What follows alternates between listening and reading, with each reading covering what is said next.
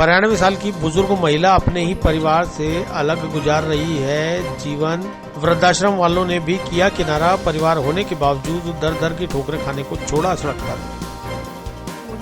Aryabhatta College, Ajmer का best college, A grade ranking by BTU Bikaner, best infrastructure of fashion and interior design, high-tech computer lab, modern hotel management block, skill-based learning, excellent sports facility, up to ₹30,000 COVID special scholarship, free bus facility for girls, admissions open, BCA, BBA, fashion design, interior design and hotel management, now at new campus, opposite Ryan School, Maharana Pratap Nagar, Kotra, Ajmer। कलयुग में मानवीय रिश्तों के साथ साथ दूध से जुड़े रिश्ते भी किस कदर कलंकित हो रहे हैं, इसका नजारा देखने को मिला जब बुधवार को 92 साल की बुजुर्ग प्रेमवती भार्गव ने व्हील चेयर पर जिला कलेक्टर के समक्ष प्रस्तुत होकर अपने 2 बेटे और 1 बेटी पर उचित कानूनी कार्रवाई करने के साथ ही किसी वृद्धाश्रम में आश्रय दिलाने की अपील की। समाजसेवी खेमचंद साजनानी के साथ कलेक्ट्रेट पहुंची प्रेमवती के पति और 1 पुत्र का देहांत पूर्व में हो चुका है। वर्तमान में 1 पुत्र है जो दरगाह बाजार में चूड़ियों का व्यवसाय करता है, दूसरा पुत्र वैशाली नगर में रहता है और 1 पुत्री है जो GIT कॉलोनी में रहती है। भरा पूरा परिवार होने के बावजूद उम्र के अंतिम पड़ाव में बुजुर्ग महिला को अपने जीवन को यूं ही भटकते हुए गुजारना पड़ रहा है।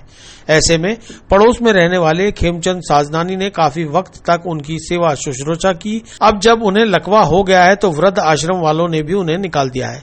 ऐसे में आज कलेक्टर के समक्ष प्रस्तुत होकर प्रेमवती ने गुहार लगाई है। ये इनका नाम प्रेमवती भार्गव है।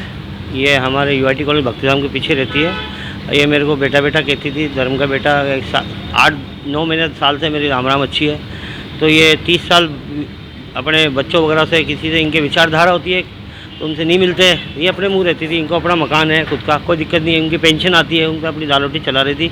जब तक बड़े पाँव में थी, अकेलेपन का शिकार थी, तो भी किसी को कुछ नहीं कहती थी। पड़ोसी के साथ राम राम चल रही थी। एक दिन ये 20-25 साल रह के आखिर तो आदमी पकेगा ही, तो इन्होंने कहा हमें आश्रम ले जाओ। तो हम उनको फाइसागर रोड आदित्य आश्रम फाइसागर झील के पास में है, वहाँ इनको जमा कराया। वहाँ उनको रखा भी उन्होंने 8-9 महीने वहाँ रहे भी है। एकदम से इनको 15-20 दिन पहले पैरालाइज का अटैक आया। तो इनको जेलन हॉस्पिटल में ले गए। उनकी रिपोर्टें भी है, वहाँ दिखाया। डॉक्टर ने इनको कम से कम सिर्फ पाँव में डैमेजिंग है, हाथ में मुंह में थोड़ी इतनी परेशानी नहीं है। फिर इनको मित्तल में भी दिखाया। आदित्य आश्रम वालों ने उनको ले गए, 2 बार मित्तल दिखाया। अब बीमारी से बुजुर्ग परेशान होता है, थोड़ा चिल्लाने लगा होगा, तो आदित्य आश्रम वालों ने इनको बोला हमको ले जाओ यहाँ से। तो हमने मना करा, तो बोला आप नहीं ले जाओगे तो हम आपके खिलाफ FIR दर्ज कराएंगे। तो जो 2 जने और थे, जो फाइसागर रोड पे एक लक्ष्मण दास है और एक पप्पू साहू है, उनके भी धर्म के बेटे थे, वो भी मेरे थे। वो इनको ले गए। तो मैंने इनको कहा भली FIR कराने, तो हमने तो धर्म का काम करा है, फाइसागर कराने तो FIR भाई आश्रम में जमा करा है, धर्म का काम करा है। पर वो माने नहीं, उनको डर लगा।